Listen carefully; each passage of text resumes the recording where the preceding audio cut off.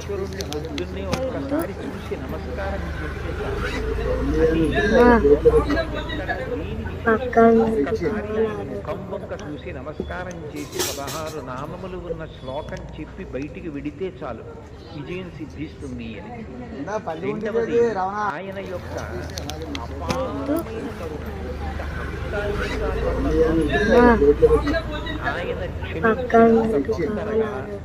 ఎవ్వరూ క్షమించరు. మీరు చూడండి, అందరికన్నా ఎక్కువగా మరిచిపోయే లక్షణం ఎవరికి ఉంటుంది అంటే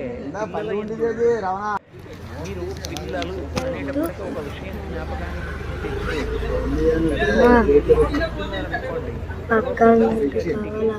ఇంట్లో భోజనమో పలహారమో చేస్తున్న పెద్ద ఆయన ఆ పళ్ళెం పట్టుకునో లేకపోతే చేతిలో ఏ ఉండ్రాయో కుడుమో పట్టుకుని తింటూ ఆ పళ్ళెం లోపల పెట్టి దాన్ని పెడతాడు.